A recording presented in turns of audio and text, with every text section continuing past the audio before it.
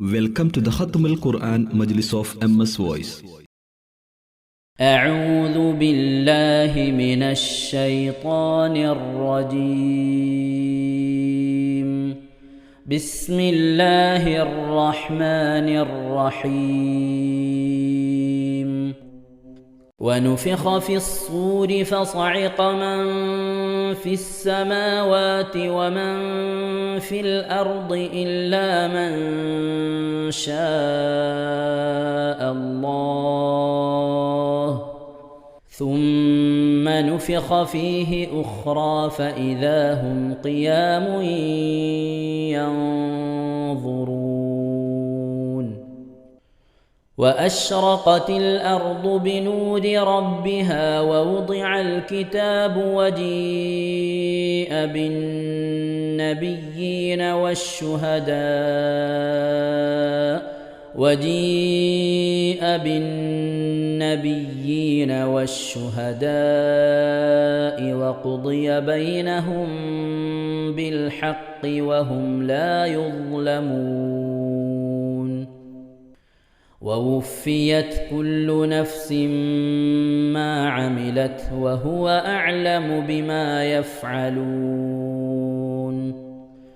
وسيق الذين كفروا إلى جهنم زمرا حتى إذا جاءوها فتحت أبوابها وقال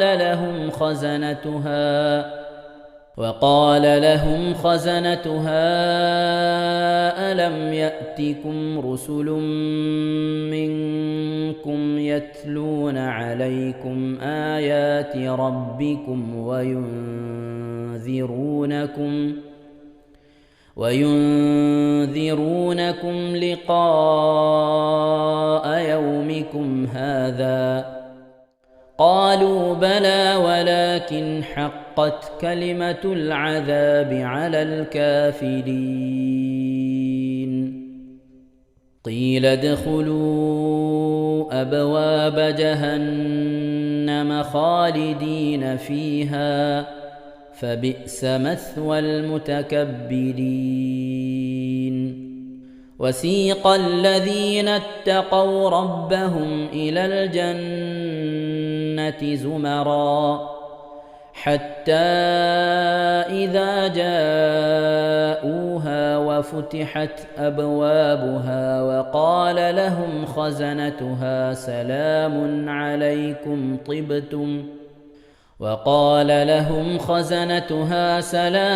عليكم طبتم فادخلوها خالدين. وقالوا الحمد لله الذي صدقنا وعده وأورثنا الأرض نتبوأ من الجنة حيث نشاء فنعم أجر العاملين. وترى الملائكة حافين من حول العرش يسبحون بحمد ربهم وقضي بينهم بالحق وقيل الحمد لله رب العالمين. بسم الله الرحمن الرحيم. حميم. تنزيل الكتاب من الله العزيز العليم. غافر الذنب وقابل التوب شديد العقاب ذي الطول لا إله إلا هو إليه المصير. ما يجادل في آيات الله إلا الذين كفروا فلا يغررك تقلبهم في البلاد. كذبت قبلهم قوم نوح والأحزاب من بعدهم وهمت كل أمة برسولهم ليأخذوه وجادلوا بالباطل ليدحضوا به الحق فأخذتهم فكيف كان عقاب وكذلك حقت كلمة ربك على الذين كفروا أنهم أصحاب النار الذين يحملون العرش ومن حوله يسبحون بحمد ربهم ويؤمنون به ويستغفرون للذين آمنوا ربنا وسعت كل شيء رحمة وعلما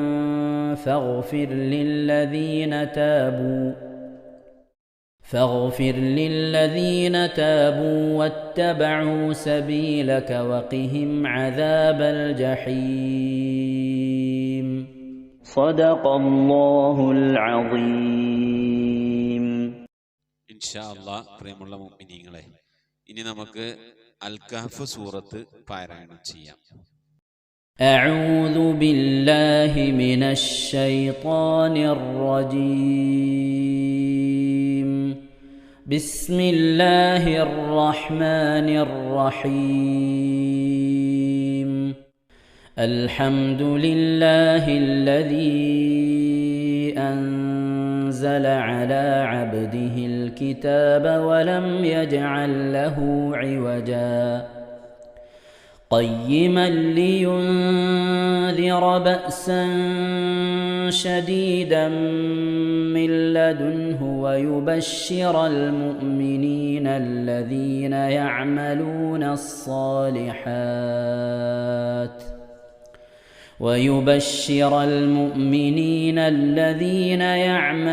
الصالحات أن لهم أجرا حسنا ماكثين فيه أبدا وينذر الذين قالوا اتخذ الله ولدا ما لهم به من علم ولا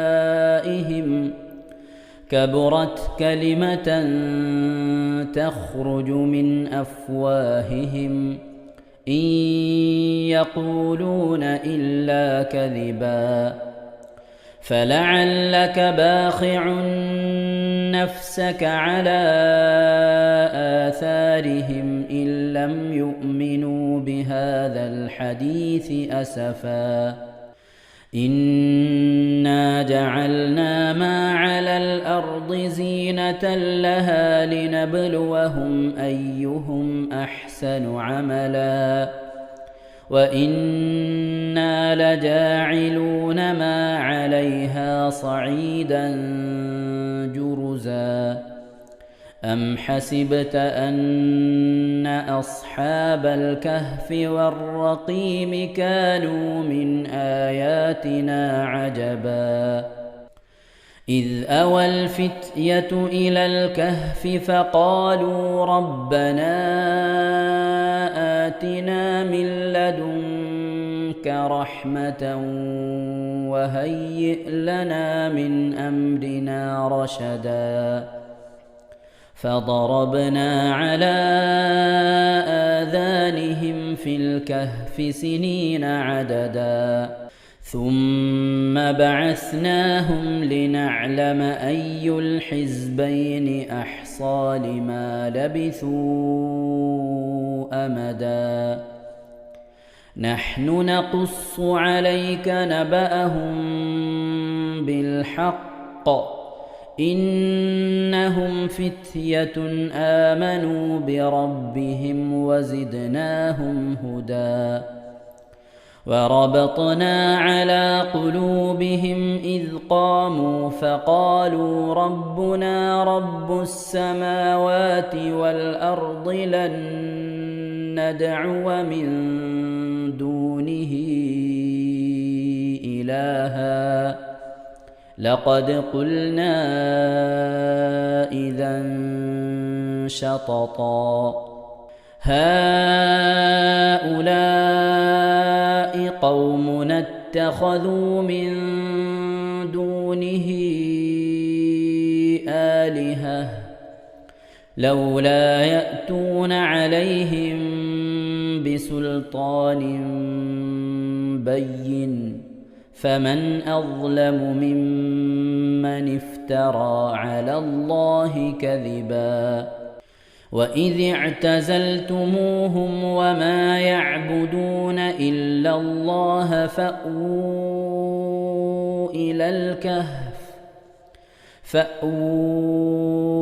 إلى الكهف ينشر لكم ربكم من رحمته ويهيئ لكم من أمركم مرفقا وترى الشمس إذا طلعت تزاور عن كهفهم ذات اليمين وإذا غربت تقرضهم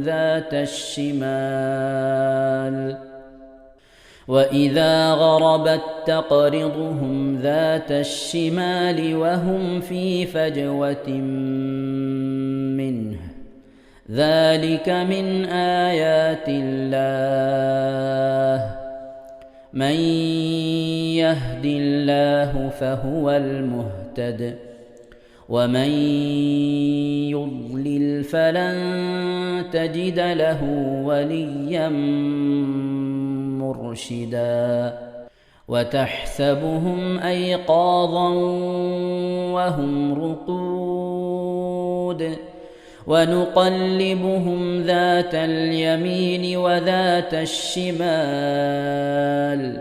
وكلبهم باسط ذراعيه بالوصيد لو اطلعت عليهم لوليت منهم فرارا ولملئت منهم رعبا وكذلك بعثناهم ليتساءلوا بينهم قال قائل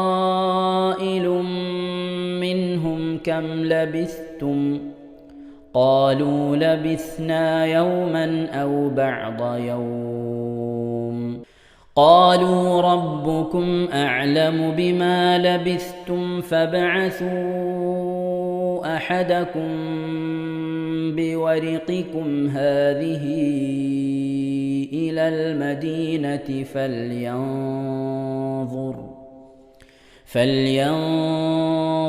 أيها أزكى طعاما فليأتكم برزق منه وليتلطف ولا يشعرن بكم أحدا إنهم إن يظهروا عليكم يرجموكم أو يعيدوكم في ملتهم ولن تفلحوا إذن أبدا وكذلك أعثرنا عليهم ليعلموا أن وعد الله حق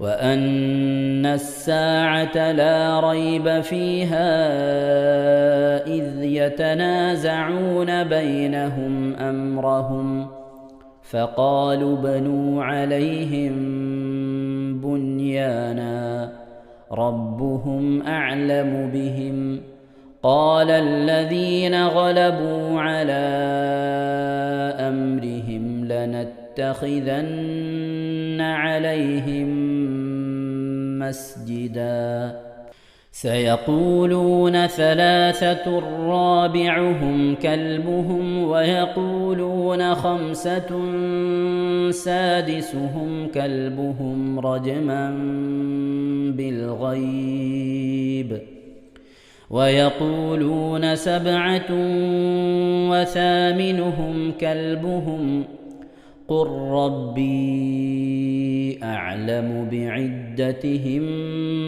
ما يعلمهم إلا قليل فلا تمار فيهم إلا مراء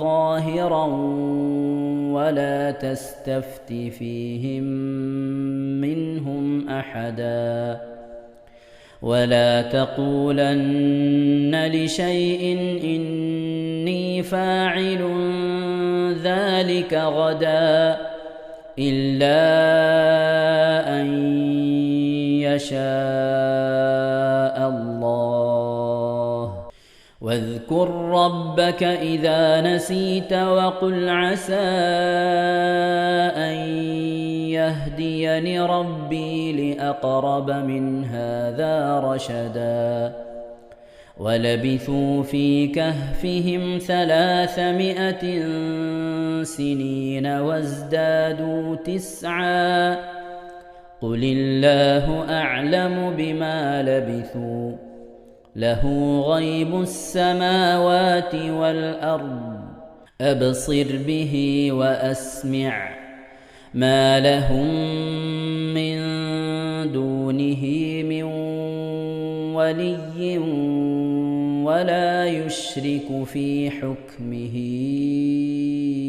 أحدا واتل ما أوحي إليك من كتاب ربك لا مبدل لكلماته ولن تجد من دونه ملتحدا واصبر نفسك مع الذين يدعون ربهم بالغداة والعشي يريدون وجهه ولا تعد عيناك عنهم تريد زينة الحياة الدنيا ولا تطع من أغفلنا قلبه عن ذكرنا واتبع هواه وكان أمره فرطا وقل الحق من ربكم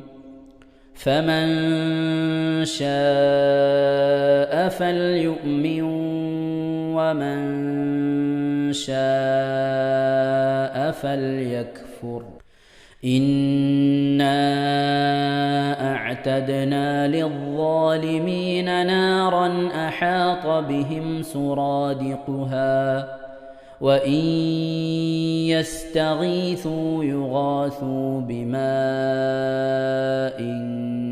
كالمهل يشوي الوجوه بئس الشراب وساءت مرتفقا إن الذين آمنوا وعملوا الصالحات إنا لا نضيع أجر من أحسن عملا أولئك لهم جنات عدن تجري من تحتهم الأنهار يحلون فيها من أساور من ذهب ويلبسون ثيابا خضرا من سندس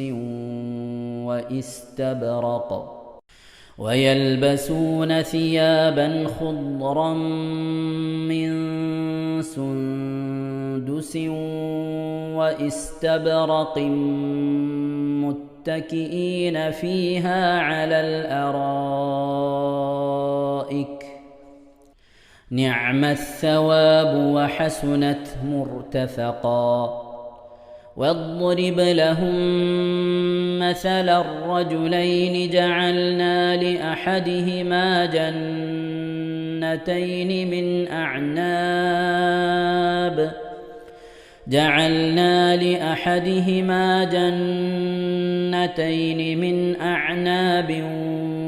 وحففناهما بنخل وجعلنا بينهما زرعا كلتا الجنتين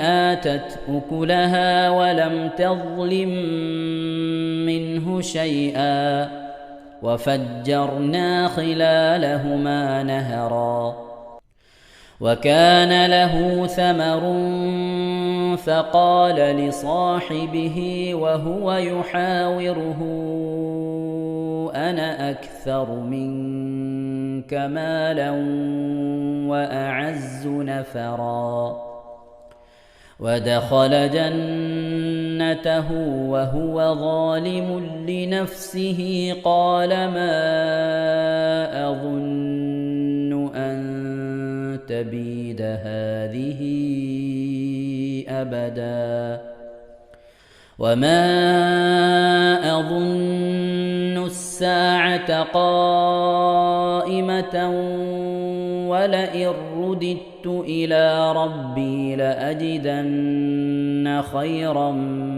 منها منقلبا قال له صاحبه وهو يحاوره أكفرت بالذي خلقك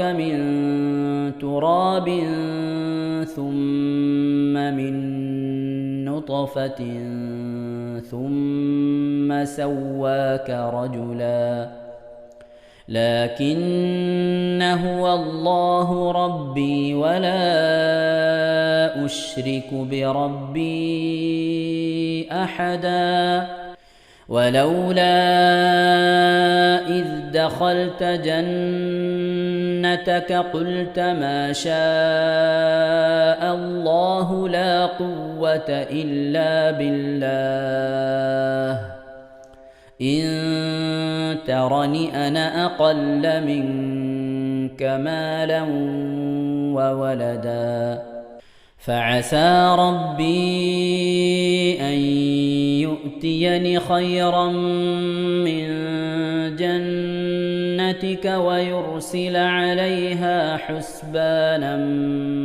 من السماء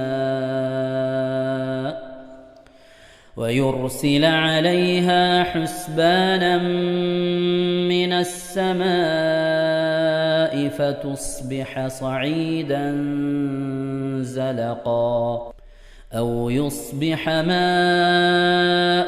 غورا فلن تستطيع له طلبا وأحيط بثمره فأصبح يقلب كفيه على ما أنفق فيها وهي خاوية على عروشها ويقول يا ليتني لم أشرك بربي أحدا ولم تكن له فئة ينصرونه من دون الله وما كان منتصرا هنالك الولاية لله الحق هو خير ثوابا وخير عقبا واضرب لهم مثل الحياة الدنيا كماء إن أنزلناه من السماء فاختلط به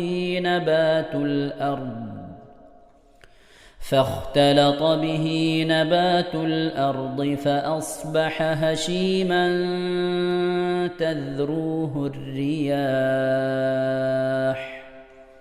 وكان الله على كل شيء مقتدرا المال والبنون زينة الحياة الدنيا والباقيات الصالحات خير عند ربك ثوابا وخير أملا ويوم نسير الجبال وترى الأرض بارزة وحشرناهم فلم نغادر منهم أحدا وعرضوا على ربك صفا لقد جئتمونا كما خلقناكم أول مرة بل زعمتم أن لن نجعل لكم موعدا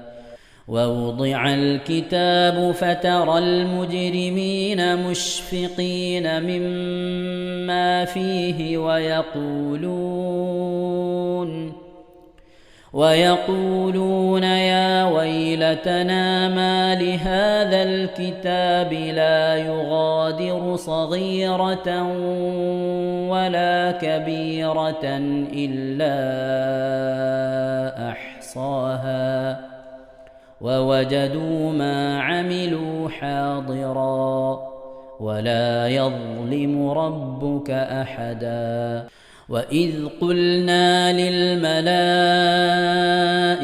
اسجدوا لآدم فسجدوا إلا إبليس كان من الجن ففسق عن أمر ربه أفتتخذونه وذريته أولياء من دوني وهم لكم عدو بئس للظالمين بدلا ما أشهدتهم خلق السماوات والأرض ولا خلق أنفسهم وما كنت متخذ المضلين عضدا ويوم يقول نادوا شركائي الذين زعمتم فدعوهم فلم يستجيبوا لهم وجعلنا بينهم موبقا ورأى المجرمون النار فظنوا أنهم مواقعوها ولم يجدوا عنها مصرفا ولقد صرفنا في هذا القرآن للناس من كل مثل وكان الإنسان أكثر شيء جدلا وما منع الناس أن يؤمنوا إذ جاءهم الهدى ويستغفروا ربهم إلا أن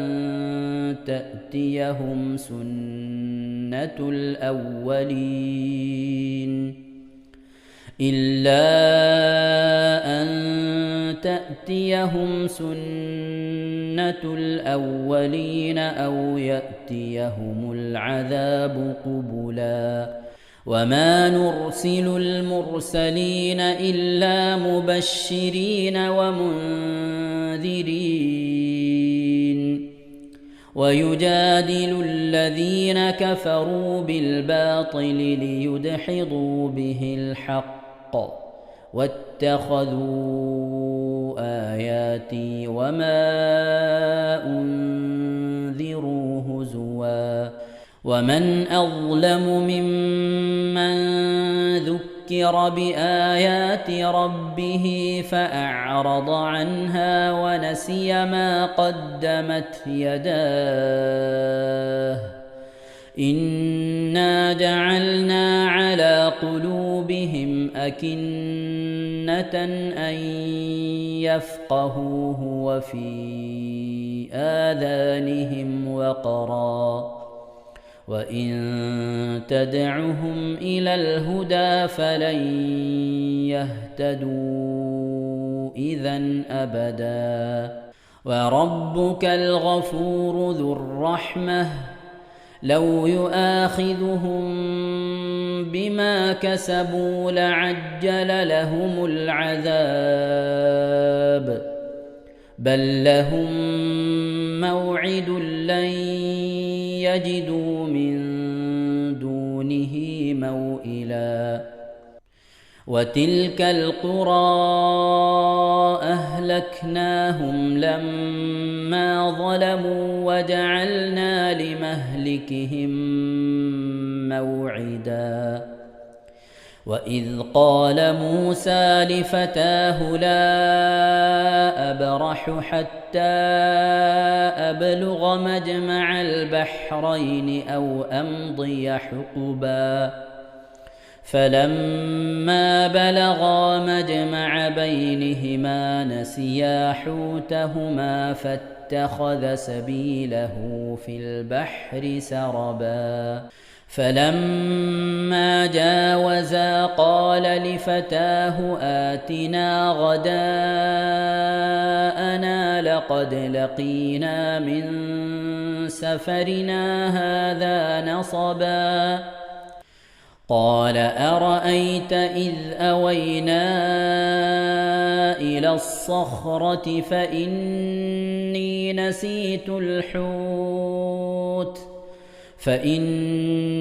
نسيت الحوت وما أنسانيه إلا الشيطان أن أذكره واتخذ سبيله في البحر عجبا قال ذلك ما كنا نبغ فارتدا على آثارهما قصصا فوجدا عبدا من عبادنا آتيناه رحمة من عندنا وعلمناه من لدنا علما قال له موسى هل أتبعك على أن تعلمني مما علمت رشدا قال إنك لن تستطيع معي صبرا وكيف تصبر على ما لم تحط به خبرا قال ستجدني إن شاء الله صابرا ولا أعصي لك أمرا قال فإن اتبعتني فلا تسألني عن شيء حتى أحدث لك منه ذكرا فانطلقا حتى إذا ركبا في السفينة خرقها قال أخرقتها لتغرق أهلها لقد جئت شيئا إمرا قال ألم أقل إنك لن تستطيع معي صبرا قال لا تؤاخذني بما نسيت ولا ترهقني من أمري عسرا فانطلقا حتى إذا لقيا غلاما فقتله قال أقتلت نفسا زكية بغير نفس قال أقتلت نفسا زكية بغير نفس لقد جئت شيئا نكرا قال ألم أقل لك إنك لن تستطيع معي صبرا قال إن سألتك عن شيء بعدها فلا تصاحبني قد بلغت من لدني عذرا فانطلقا حتى إذا أتيا أهل قرية استطعما أهلها فأبوا أن يضيفوهما فوجدا فيها جدارا يريد أن ينقض فأقامه قال لو شئت لاتخذت عليه أجرا قال هذا فراق بيني وبينك سأنبئك بتأويل ما لم تستطع عليه صبرا أما السفينة فكانت لمساكين يعملون في البحر فأردت أن أعيبها وكان وراءهم ملك يأخذ كل سفينة غصبا وأما الغلام فكان أبواه مؤمنين فخشينا أن يرهقهما طغيانا وكفرا فأردنا أن يبدلهما ربهما خيرا منه زكاة وأقرب رحما وأما الجدار فكان لغلامين يتيمين في المدينة وكان تحته كنز لهما وكان أبوهما صالحا فأراد ربك أن يبلغا أشدهما ويستخرجا كنزهما رحمة من ربك وما فعلته عن أمري ذلك تأويل ما لم تسطع عليه صبرا ويسألونك عن ذي القرنين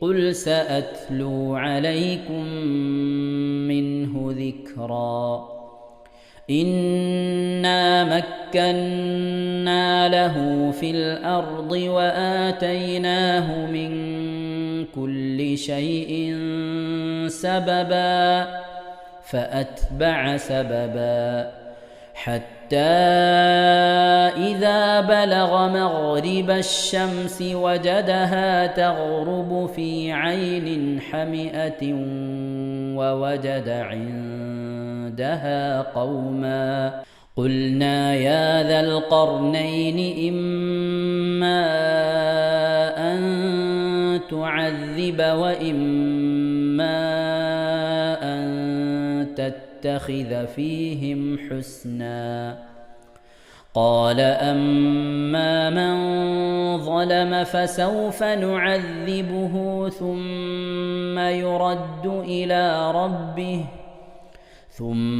يرد إلى ربه فيعذبه عذابا نكرا وأما من آمن وعمل صالحا فله جزاء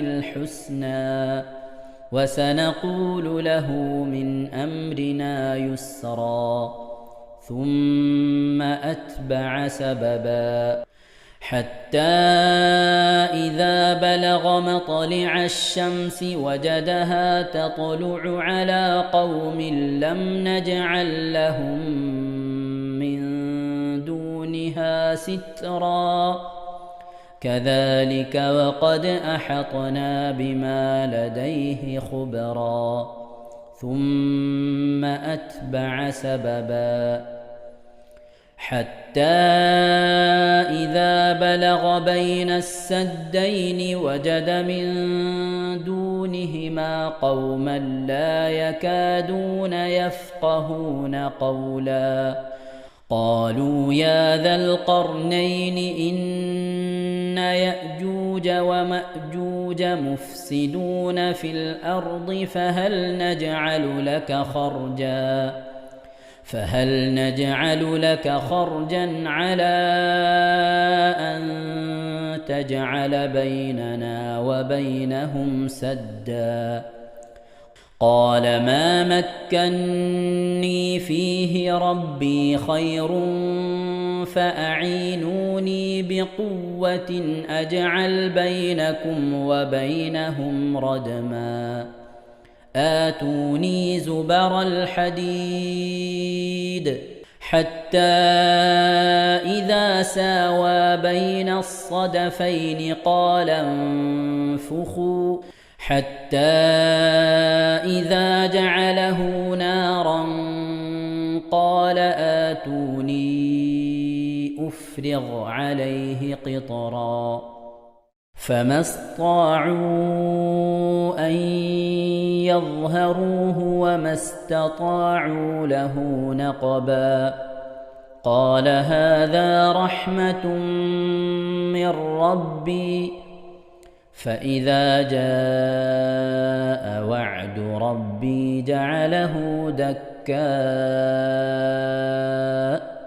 وكان وعد ربي حقا وتركنا بعضهم يومئذ يموج في بعض ونفخ في الصور فجمعناهم جمعا وعرضنا جهنم يومئذ للكافرين عرضا الذين كانت أعينهم في غطاء عن ذكري وكانوا لا يستطيعون سمعا أفحسب الذين كفروا أن يتخذوا عبادي من دوني أولياء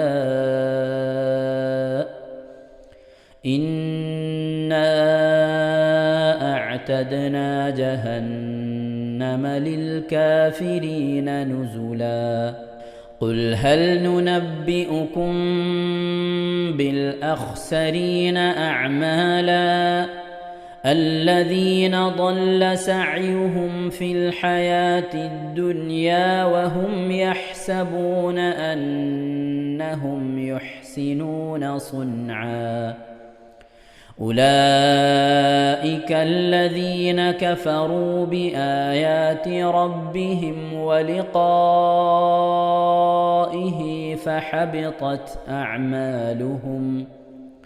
فحبطت أعمالهم فلا نقيم لهم يوم القيامة وزنا ذلك جزاؤهم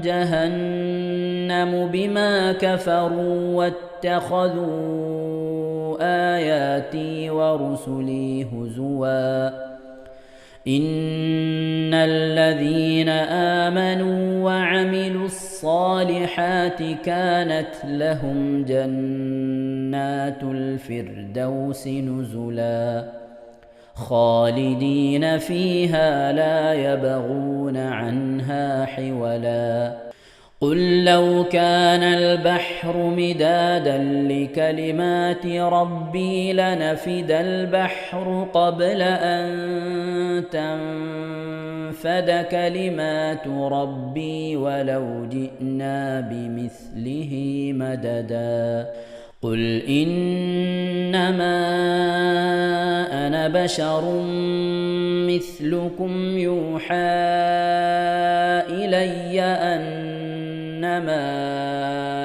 إلهكم إله واحد فمن كان يرجو لقاء ربه فليعمل عملا صالحا ولا يشرك بعبادة ربه أحدا صدق الله العظيم. ഇൻഷാ അല്ലാഹ് പ്രിയമുള്ള മുഅ്മിനീങ്ങളെ, ഇനി സൂറത്തു സജദയാണ് നാം ഓതാൻ പോകുന്നത്. എല്ലാവരും സൂറത്തു സജദ എടുത്ത് സാവധാനം മുസ്ഹഫിൽ നോക്കി ഉസ്താദിന്റെ കൂടെ റാഹത്തായിട്ട് ഓതുക ഇൻഷാ അല്ലാഹ്. أعوذ بالله من الشيطان الرجيم. بسم الله الرحمن الرحيم. ألف لام ميم. تنزيل الكتاب لا ريب فيه من رب العالمين. أم يقولون افتراه بل هو الحق من ربك لتنذر قوما ما أتاهم من نذير من قبلك لعلهم يهتدون. الله الذي خلق السماوات والأرض وما بينهما في 6 أيام ثم استوى على العرش. ما لكم من دونه من ولي ولا شفيع أفلا تتذكرون. يدبر الأمر من السماء إلى الأرض ثم يعرج إليه في يوم كان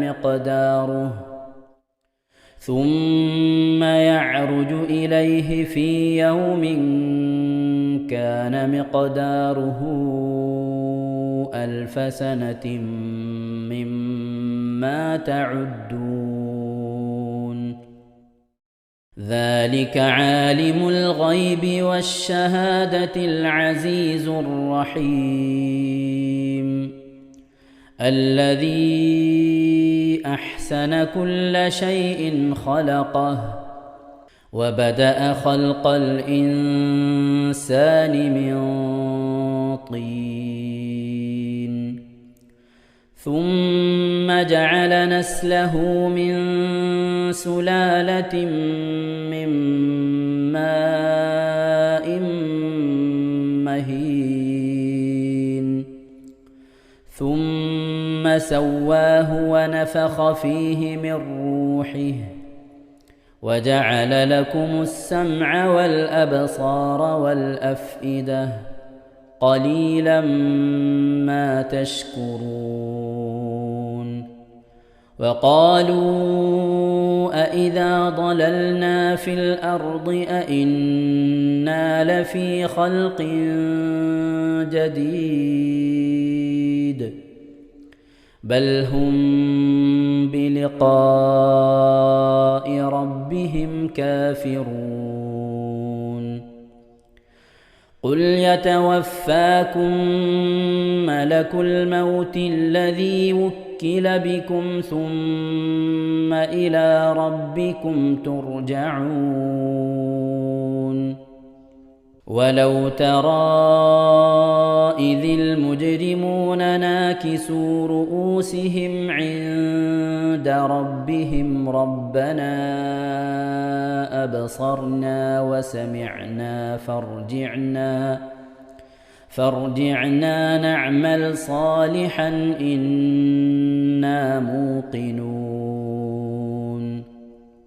ولو شئنا لآتينا كل نفس هداها ولكن حق القول مني لأملأن جهنم من الجنة والناس أجمعين. فذوقوا بما نسيتم لقاء يومكم هذا إنا نسيناكم وذوقوا عذاب الخلد بما كنتم تعملون. إنما يؤمن بآياتنا الذين إذا ذكروا بها خروا سجدا وسبحوا بحمد ربهم وهم لا يستكبرون. ഇൻഷാ അല്ലാഹ് പ്രിയമുള്ള മുഅ്മിനീങ്ങളെ, ഇവിടെ തിലാവത്തിന്റെ സുജൂദ് ചെയ്യൽ സുന്നത്തുണ്ട്. ഞാൻ തിലാവത്തിന്റെ സുജൂദ് ചെയ്യുന്നു എന്ന് നിയ്യത്ത് ചെയ്ത് അല്ലാഹു അക്ബർ എന്ന് പറഞ്ഞ് കൈകെട്ടി നേരെ ഒരു സുജൂദിലേക്ക് പോവുക. സുജൂദിൽ സജ്ജദ വജ്ഹിയ ലില്ലദി ഖലഖഹു വഖദ്ദറഹു വശഖ്ഖ സംഅഹു വബസറഹു ബിഹൗലിഹി വഖുവ്വതിഹി ഫതബാറകല്ലാഹു അഹ്സനുൽ ഖാലിഖീൻ എന്നുള്ള ദിക്ർ ഒരു വട്ടം ചൊല്ലുക. അത് അറിയുന്നവർ അത് ചൊല്ലുക, അല്ലെങ്കിൽ സുബ്ഹാന റബ്ബിൽ അഅല വബിഹംദിഹി എന്ന് ചൊല്ലുക. അതിനുശേഷം അല്ലാഹു അക്ബർ എന്ന് പറഞ്ഞ് എഴുന്നേറ്റ് അത്തഹിയാത്തിന് ഇരിക്കുന്നത് പോലെ ഇരുന്ന ശേഷം അസ്സലാമു അലൈക്കും വറഹ്മത്തുള്ളാഹ് എന്ന് വലഭാഗത്തേക്കും അസ്സലാമു അലൈക്കും വറഹ്മത്തുള്ളാഹ് എന്ന് പറഞ്ഞ് ഇടഭാഗത്തേക്കും സലാം ഇട്ടുക. ഇങ്ങനെയാണ് തിലാവത്തിന്റെ സുജൂദ് ചെയ്യേണ്ടത്. ഇൻഷാ അല്ലാഹ് എല്ലാവരും വീഡിയോ സ്റ്റോപ്പ് ചെയ്ത് തിലാവത്തിന്റെ സുജൂദ് ചെയ്ത ശേഷം ഇൻഷാ അല്ലാഹ് വീഡിയോ പ്ലേ ചെയ്ത് ഖുർആൻ ഓതുക. ബാക്കി تتجافى جنوبهم عن المضاجع يدعون ربهم خوفا وطمعا ومما رزقناهم ينفقون.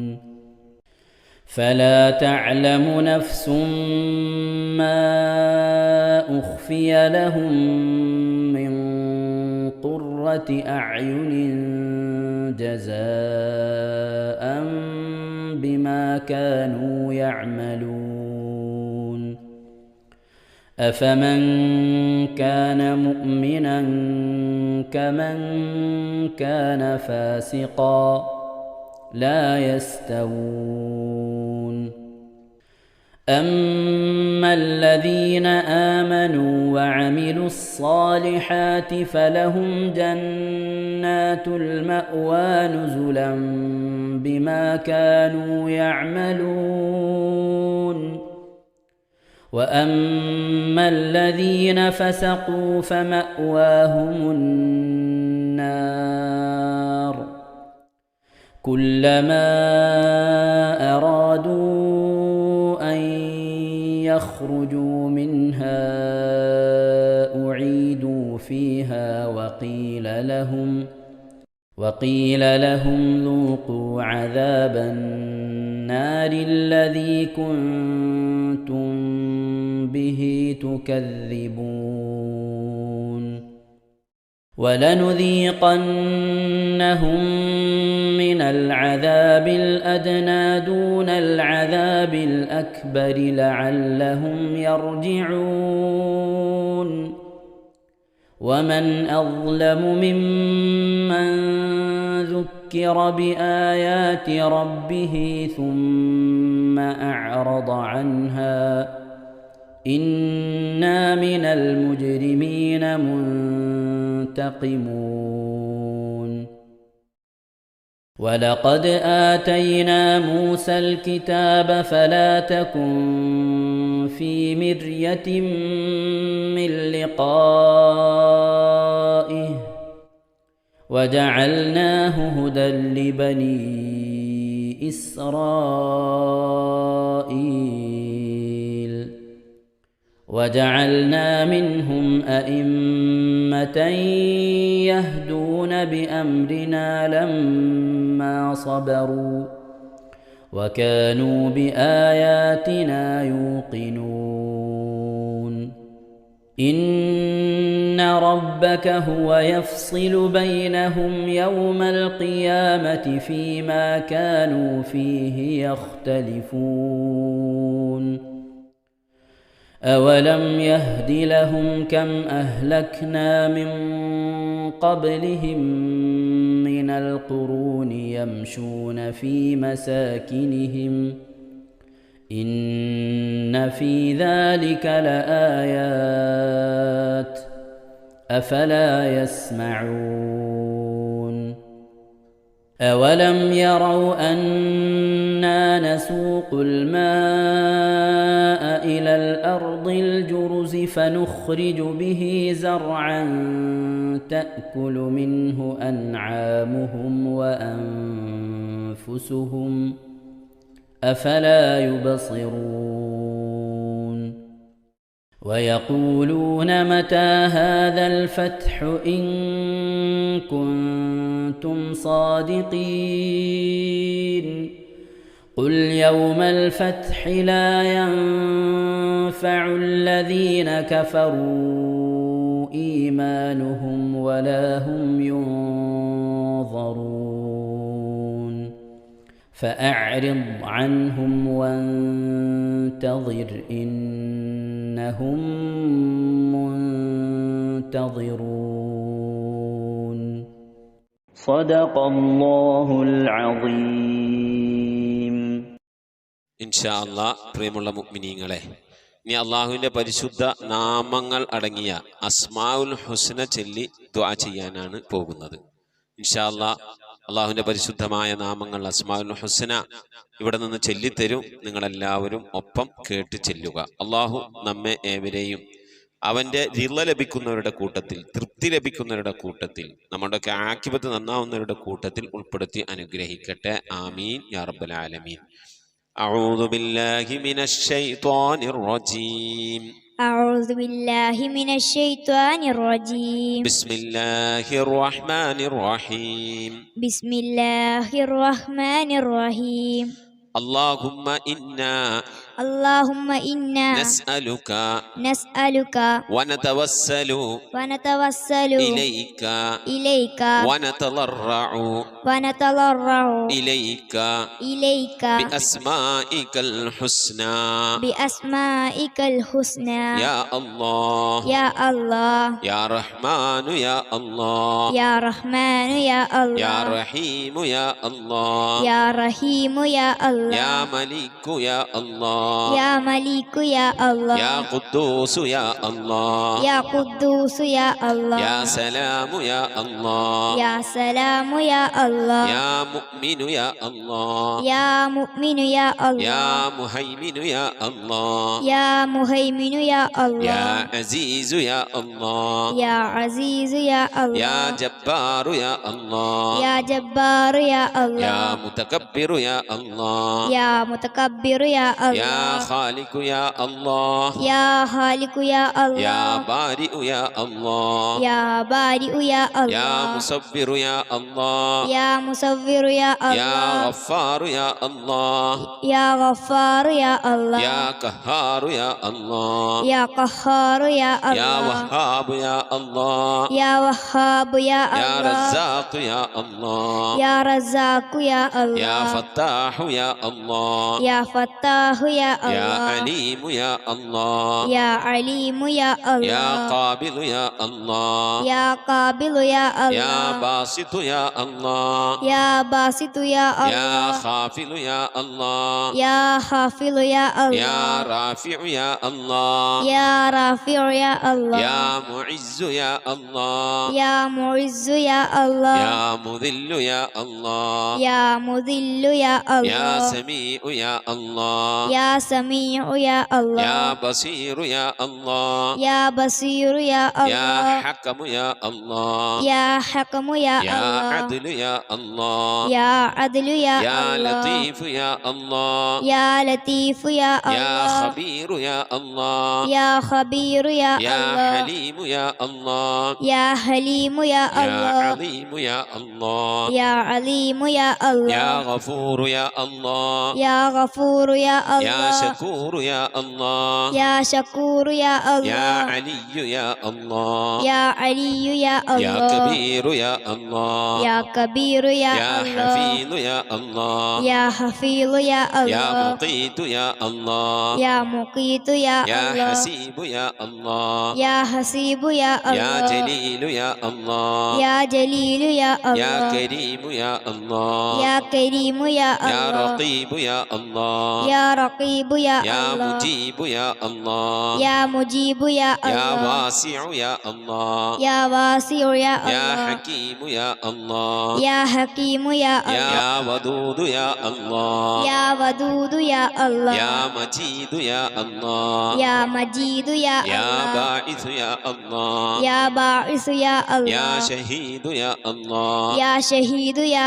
الله يا حق يا الله يا حق يا الله يا وكيل وكيل يا الله يا وكيل يا الله يا قوي يا الله يا قوي يا الله يا متين يا الله يا متين يا الله يا ولي يا الله يا ولي يا الله يا حميد يا الله يا حميد يا الله يا محصي يا الله يا محصي يا الله يا مبدئ يا الله يا مبدئ يا الله يا معيد يا الله يا معيد يا الله يا محيي يا الله يا محيي يا يا الله مميت يا الله يا مميت يا الله يا حي يا الله يا حي يا يا الله قيوم يا الله يا قيوم يا يا الله واجد يا الله يا واجد يا يا الله ماجد يا الله يا ماجد يا الله يا واحد يا الله يا واحد يا يا الله صمد يا الله يا صمد يا يا الله قادر يا الله يا قادر يا الله يا مقتدر يا الله يا مقتدر يا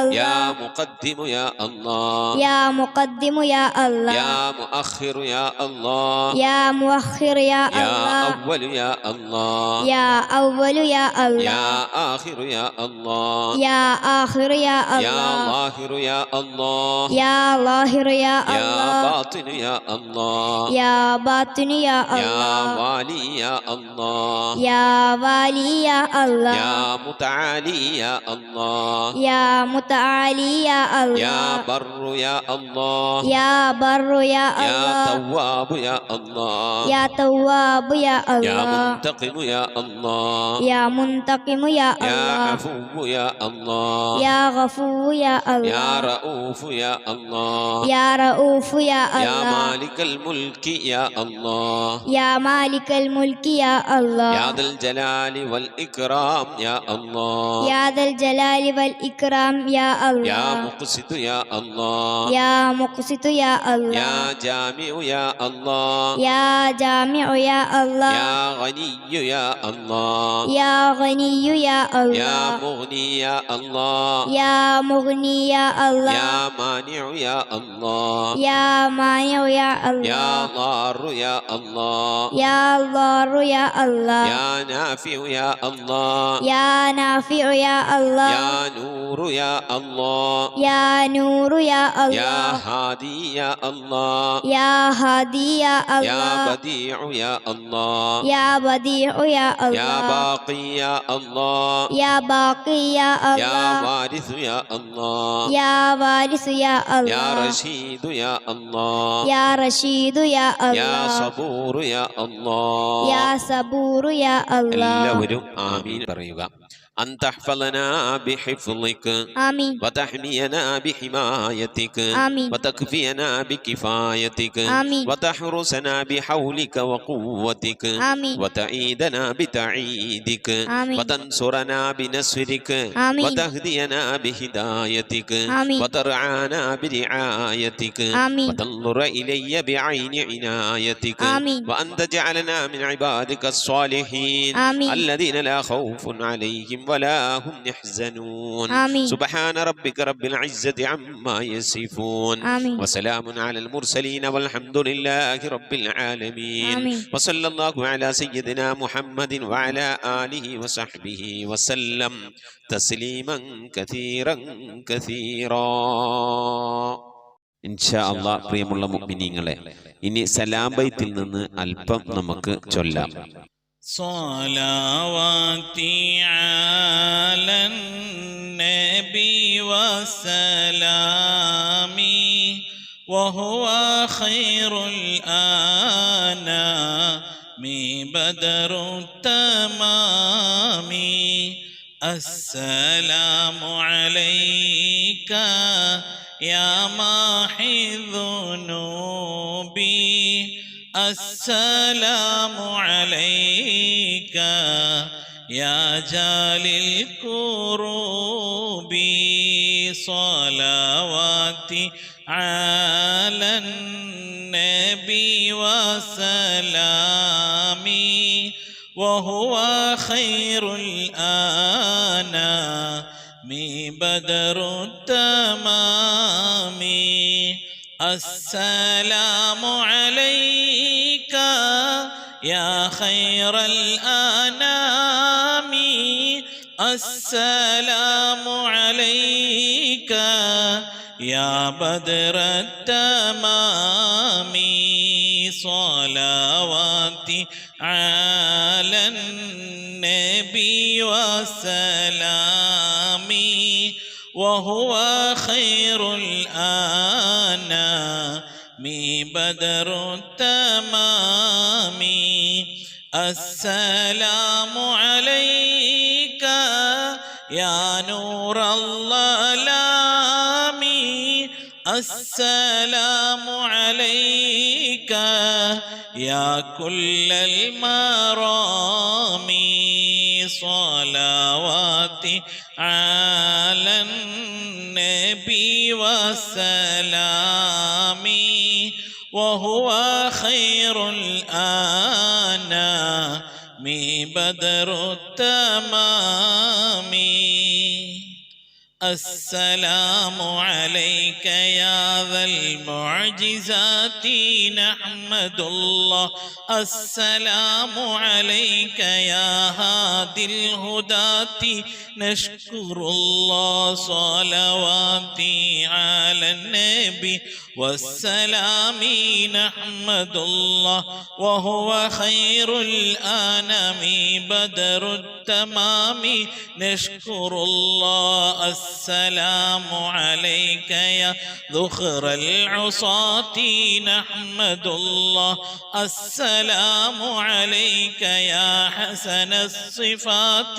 نشكر الله صلواتي على النبي والسلام نحمد الله وهو خير الأنام بدر التمام نشكر الله السلام عليك يا رب السماح نحمد الله السلام عليك يا زين الملاح نشكر الله صلواتي على النبي والسلام نحمد الله وهو خير الأنام بدر التمام نشكر الله صلاة وتسليم وأزكى تحيتي على المصطفى صلوا عليه وسلموا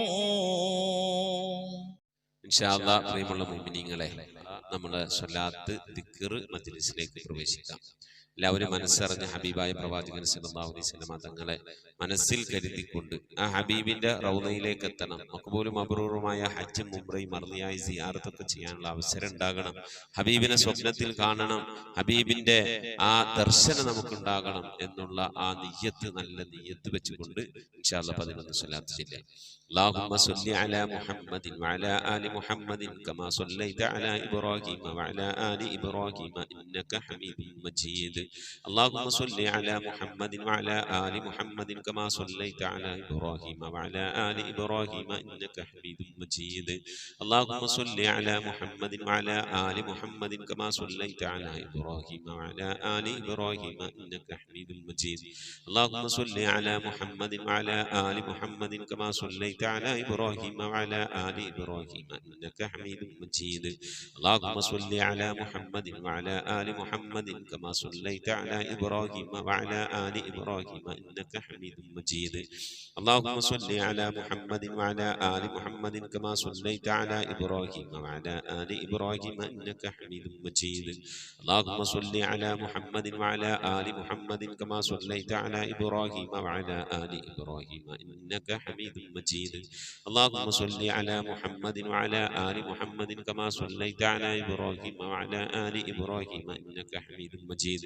اللهم صل على محمد وعلى آل محمد كما صليت على إبراهيم وعلى آل إبراهيم إنك حميد مجيد. اللهم صل على محمد وعلى آل محمد كما صليت على إبراهيم وعلى آل إبراهيم إنك حميد مجيد. اللهم صل على محمد وعلى آل محمد كما صليت على إبراهيم وعلى آل إبراهيم إنك حميد مجيد. إن شاء الله പ്രിയമുള്ള മുഅ്മിനീങ്ങളെ, ഇനി 111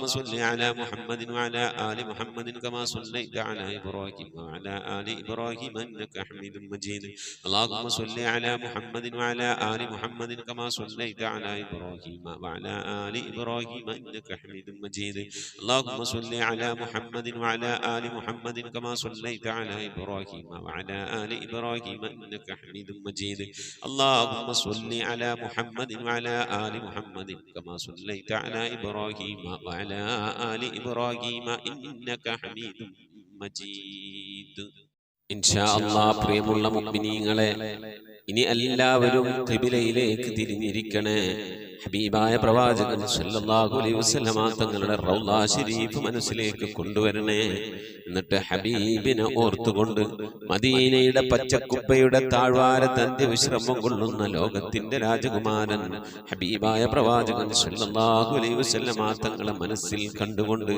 ആ ഹബീബിനോട് നമുക്ക് അല്പം സലാം ചൊല്ലാം ആ സലാം ഞാൻ ചൊല്ലിത്തരാം നിങ്ങൾ ഏറ്റു ചൊല്ലണേ الصلاة والسلام عليك يا سيدي يا رسول الله الصلاة والسلام عليك يا سيدي يا حبيب الله الصلاة والسلام عليك يا سيدي يا خليل الله الصلاة والسلام عليك يا سيدي يا نبي الله الصلاة والسلام عليك يا سيدي يا صفي الله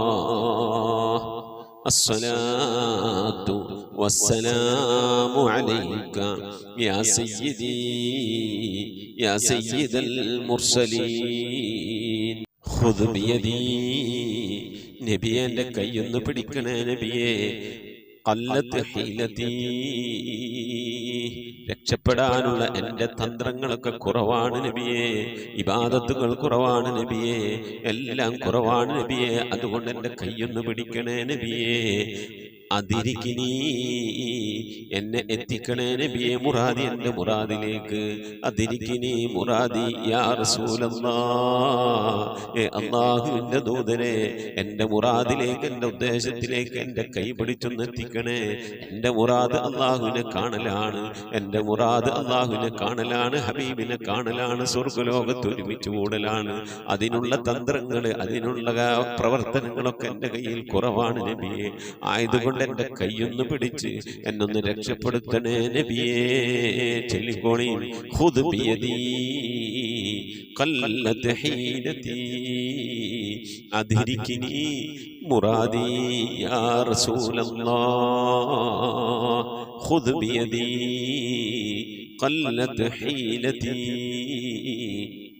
أدركني مرادي يا رسول الله خذ بيدي قلت حيلتي أدركني مرادي يا رسول الله അള്ളാഹുവിനെ സ്വീകരിക്കണേ എന്നാ അള്ളാഹുവിനെ കബൂലാക്കണേ എന്നാ ഹബീബിന്റെ പേരിൽ ഞങ്ങൾ ചൊല്ലിയതായ മദ്ഹ് സ്വീകരിക്കണേ എന്നാ ഹബീബായ പ്രവാചകന്റെ മേലിൽ ഞങ്ങൾ ചൊല്ലിയ സ്വലാത്ത് സ്വീകരിക്കണേ എന്നാ ഹബീബിന്റെ റൗദയിലേക്ക് ഞങ്ങൾ ചൊല്ലിയ സലാമുകൾ അവിടത്തേക്ക് എത്തിച്ചു നൽകണേ അല്ലാ അള്ളാഹു ഹബീബിന്റെ ശഫാഅത്ത് ലഭിക്കുന്നവരുടെ കൂട്ടത്തിൽ ഞങ്ങളെ ഉൾപ്പെടുത്തണേ എന്നാ ഹബീബിന്റെ തൃക്കരങ്ങളിൽ നിന്ന് ഹൗദുൽ കൗസർ വാങ്ങി കുടിക്കാനുള്ള ഭാഗ്യം നൽകുന്നവരുടെ കൂട്ടത്തിൽ ഉൾപ്പെടുത്തണേ എന്നാ ഹബീബിന്റെ പേരിൽ ധാരാളം സ്വലാത്ത് ചെല്ലാനുള്ള മനസ്സ് തൗഫീഖ് നൽകണേ എന്നാ ഹബീബ് പറഞ്ഞതനുസരിച്ച് ജീവിക്കാൻ അല്ലാഹുവിന് തൗഫീഖ് നൽകണേ അല്ലാ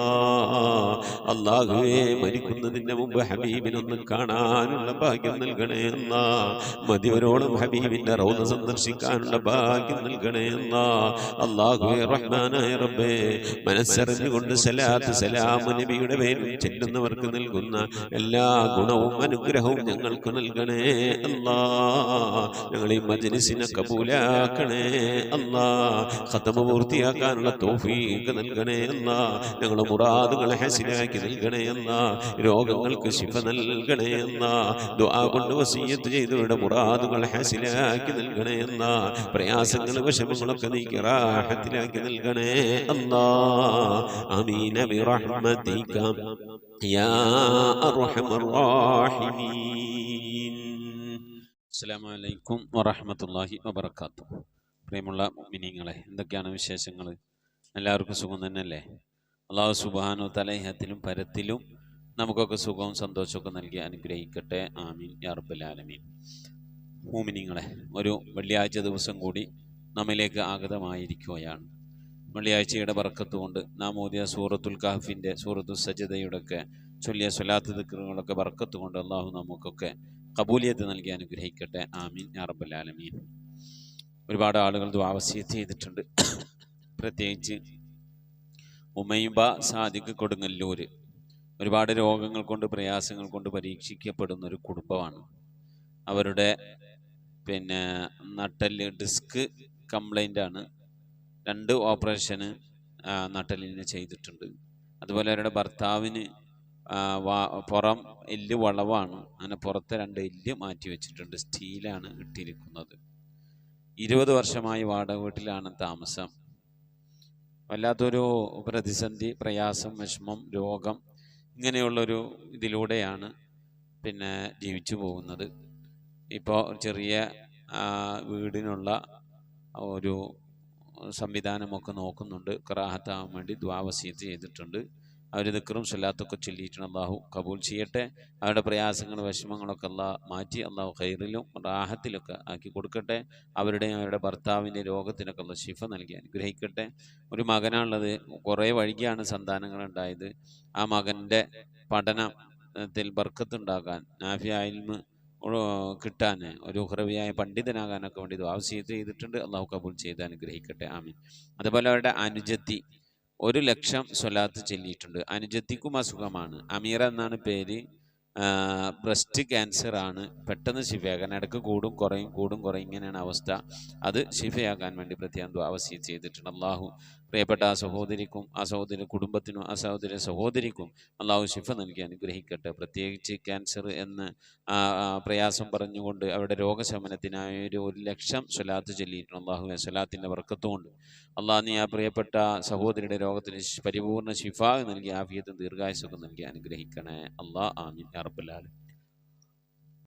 അതുപോലെ ബദർനിസക്കാരക്കൊന്ന് സ്വലാത്ത് ദിക്ർ 4000 ചൊല്ലിയിട്ടുണ്ട്. അല്ലാഹു സ്വീകരിക്കട്ടെ. അർഹമായ പ്രതിഫലത്തിന് പരത്തിലും നൽകി അനുഗ്രഹിക്കട്ടെ. ആമീൻ.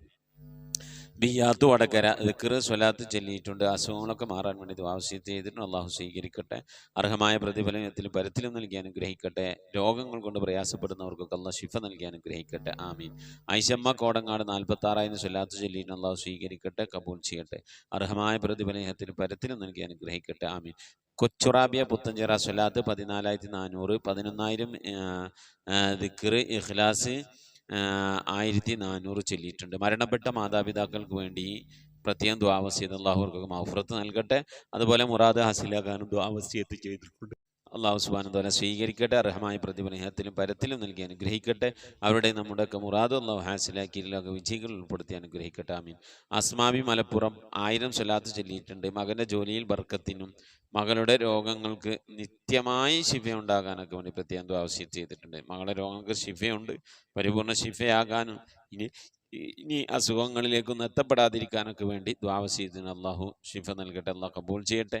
അർഹമായ പ്രതിഫലത്തിലും പരത്തിലും നൽകി അനുഗ്രഹിക്കട്ടെ. ജോലിയിലൊക്കെ അല്ലാഹു അവർക്കും നമുക്കൊക്കെ ബർക്കത്ത് നൽകി അനുഗ്രഹിക്കട്ടെ. ആമീൻ. ഐഷ ബി പള്ളിക്കര ബസാർ 15,000 സ്വലാത്ത് ചൊല്ലിയിട്ടുണ്ട്. 3,000 ഇഖ്ലാസ് ചൊല്ലിയിട്ടുണ്ട്. ദിക്ർ ചൊല്ലിയിട്ടുണ്ട്. രോഗങ്ങൾ ശിഫിയാകാൻ മരണപ്പെട്ടവർക്കൊക്കെ വേണ്ടി പ്രത്യേകം ദുആ വസിയത്ത് ചെയ്തിട്ടുണ്ട്. മരുമകൻ നമ്മൾ മുമ്പ് പറഞ്ഞിരുന്നു ആശുപത്രിയിൽ അഡ്മിറ്റായിരുന്നു. ഗൾഫിൽ ആശുപത്രിയിൽ ഡിസ്ചാർജായി. പക്ഷേ 12 ലക്ഷം രൂപ ആശുപത്രി ബില്ലടക്കണം. അതിന് പൈസ ഇല്ലാതെ വളരെയധികം പ്രയാസപ്പെടുകയാണ്. ചില സംഘടനകളും ഒക്കെയായി ബന്ധപ്പെട്ടിട്ടുണ്ടെങ്കിലും ഒന്നും അങ്ങോട്ട് വേണ്ട രീതിയിലായിട്ടില്ല. ആശുപത്രിയിലെ ഡിസ്ചാർജ് ബില്ല് കൊടുക്കുവാനും അസുഖങ്ങൾ, ബുദ്ധിമുട്ട്, പ്രയാസങ്ങൾ, വിഷമങ്ങളൊക്കെ മാറാനൊക്കെ വേണ്ടി പ്രത്യേകം ആവശ്യത്തിന് അള്ളാഹുവിനെ സ്വീകരിക്കണേ. അള്ളാഹു ചൊല്ലിയ സ്വലാത്ത് അർഹമായ പ്രതിഫലത്തിൽ പരത്തിലും നൽകണേ. അല്ല മരണപ്പെട്ടവർക്കൊക്കെ മൗഫറത്ത് നൽകണേ. അല്ല ജീവിതത്തിലെ പ്രയാസങ്ങൾ, വിഷമങ്ങൾ അവർക്കും ഞങ്ങൾക്കൊക്കെ നീ ഹൈറിലാക്കണേ. അല്ല അള്ളാഹുവെ മരുമകന് ആശുപത്രി ബില്ലടക്കാനുള്ള പൈസ അള്ളാഹ് നിന്റെ ഖജന വിശാലമാണല്ലോ റബ്ബേ. അള്ളാഹുവെ നീ തുറന്നു കൊടുത്ത് കാര്യങ്ങൾ റാഹത്തിന് സലാമത്തിലാക്കി കൊടുക്കണേ. അല്ല റംല കാസർഗോഡ് 3000 സ്വലാത്ത് ചൊല്ലിയിട്ട് അള്ളാഹു സ്വീകരിക്കണേ. അല്ല കബൂലാക്കണേ. അല്ല അർഹമായ പ്രതിഫലം ഇഹത്തിലും പരത്തിലും നൽകണേ. അല്ല സുബൈദ കോയ ചെറുവട്ടൂർ 10000 സ്വലാത്ത് 3000 ദിക്ർ ചൊല്ലിയിട്ട് അള്ളാഹുവിനെ സ്വീകരിക്കണേ. അല്ല അർഹമായ പ്രതിഫലം ഇഹത്തിലും പരത്തിലും നൽകി അനുഗ്രഹിക്കണേ. അള്ളാഹ് നമ്മളെ സുബൈദമ്മ കോയ ചെറുവട്ടൂര് 10000 സ്വലാത്തും 30000 ദിക്റും ചൊല്ലിയിട്ടുണ്ട്. അള്ളാഹു കബൂലാക്കട്ടെ. അർഹമായ പ്രതിഫലം ഇഹത്തിലും പരത്തിലും നൽകി അനുഗ്രഹിക്കട്ടെ. അവരുടെ നമ്മുടെയൊക്കെ മുറാദുകൾ അള്ളാഹു ഹാസിലാക്കി നൽകട്ടെ. ആമീൻ യാ റബ്ബൽ ആലമീൻ. മകൻ്റെ ജോലിയിലൊക്കെ അള്ളാഹു ബർക്കത്ത് നൽകി അനുഗ്രഹിക്കട്ടെ. രോഗം കൊണ്ട് പ്രയാസപ്പെടുന്നവർ നമ്മളിലുണ്ട്, അവരിലുണ്ട്, എല്ലാവർക്കും അള്ളാഹു ശിഫ നൽകട്ടെ. ആമീൻ. ഫാത്തിമ ബീവി കൊല്ലം കുടുംബവും സുഹൃത്തും ഈ ഫാത്തിമ ബിയും അവരുടെ കുടുംബവും ഒരു സുഹൃത്തും കൂടി 6 പേര് കൂടി 35000 സ്വലാത്ത് ചൊല്ലിയിട്ടുണ്ട്. അള്ളാഹുവിനെ സ്വീകരിക്കണേ. അല്ല കബൂലാക്കണേ. അല്ല അർഹമായ പ്രതിഫലം ഇഹത്തിന് പരത്തിൽ നൽകി അനുഗ്രഹിക്കണേ. അല്ല ആമീൻ യാ റബ്ബൽ ആലമീൻ. സുബൈദ കയ്പമംഗലം 8000 സ്വലാത്ത് ചൊല്ലിയിട്ടുണ്ട്. അള്ളാഹു സുബ്ഹാനഹു വ തആല സ്വീകരിക്കട്ടെ. അർഹമായ പ്രതിഫലം ഇഹത്തിന് പരത്തിൽ നൽകി അനുഗ്രഹിക്കട്ടെ. ആമീൻ.